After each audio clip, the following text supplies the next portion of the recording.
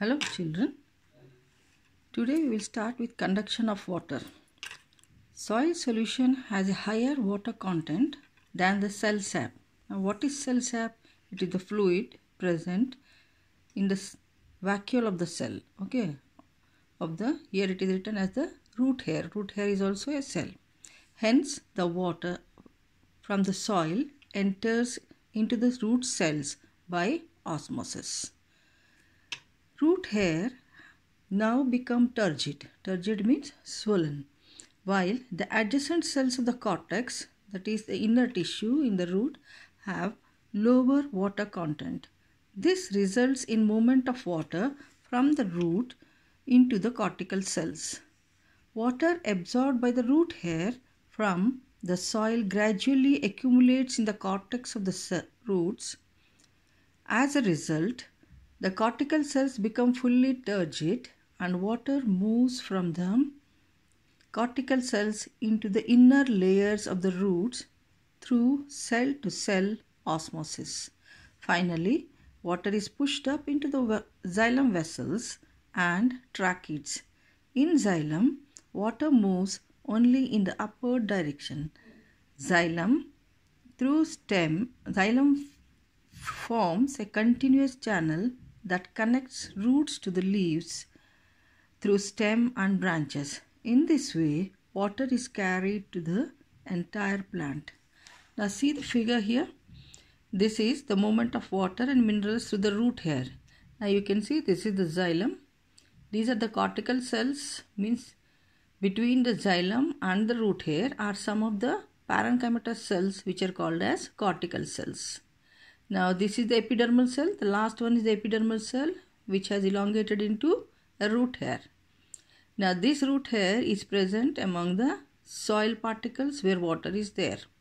So the water from outside enters into the root hair because here the concentration of solutes in the root hair, that is inside the vacuole cell sap is there. In that the concentration of solutes is more than that of outside. So water is more outside and water is less inside the cell. So by osmosis, the water will move from outside to inside through the semi-permeable membrane, which is the cell membrane here. So once it reaches the epidermal cell, then if you see, this will become swollen because of large amount of water inside. And this cell has less water. So water always moves from where it is more to where it is less. So water moves from the epidermal cell into the first cortical cell. Now this cortical cell will become slowly turgid. Turgid means swollen. Then the water will move from here to the next cell which has low water content.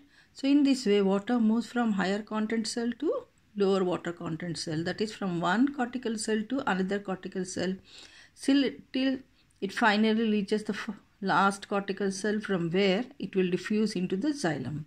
Now previously I studied that the xylem forms canals.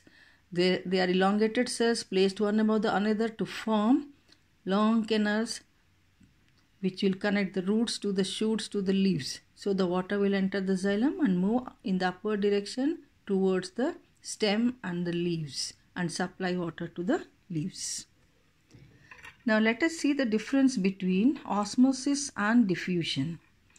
Now diffusion is the movement of molecules from an area of higher concentration to an area of low concentration in the absence of semi-permeable membrane, whereas in osmosis movement takes place through a semi-permeable membrane. So only difference is that semi-permeable membrane is there in the osmosis and the movement takes place in both cases from higher concentration to lower concentration. Okay. Now we see the absorption of minerals.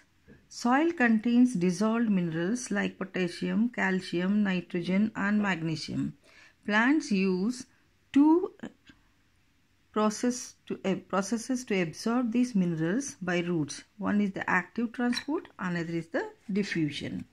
Now let us see these two processes. The root hair absorbs water and minerals from the soil. Water is absorbed by osmosis as its concentration is higher in the soil.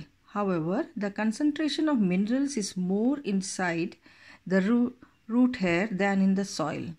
Still, root hairs can absorb them by a process called active transport. It is a process by which molecules of minerals move from an area of low concentration to an area of higher concentration by using energy. So that means the water easily moves from outside to inside because inside the water concentration in the root hair is less and water concentration outside is more. So water moves from higher concentration to lower concentration, which is inside the root hair, through the semi-permeable membrane, that is cell membrane. So simply osmosis takes place. But if you see the minerals, the concentration of minerals in the soil is less compared to the concentration of minerals in the cell sap inside the root hair. So root hair has higher concentration of minerals and soil has low concentration of minerals. So minerals from outside cannot enter into the root hair. Therefore, the root hair has to forcefully make the minerals enter into it. For that, it requires energy to transport the minerals from outside to inside. This transport of minerals from low concentration to their higher concentration by using the energy is called as active transport.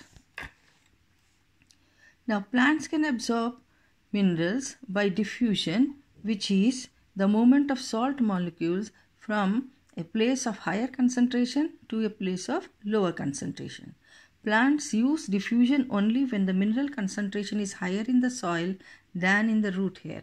However, diffusion is not a usual case since concentration of minerals is generally higher in the root hair. So if the concentration of minerals outside in the soil is more and less inside the root hair, then simple diffusion will take place. But mostly what we find is active transport of minerals takes place. So see here, the root hair with higher concentration and the soil mineral concentration is low, and then you can see movement of mineral from soil to the root hair using energy.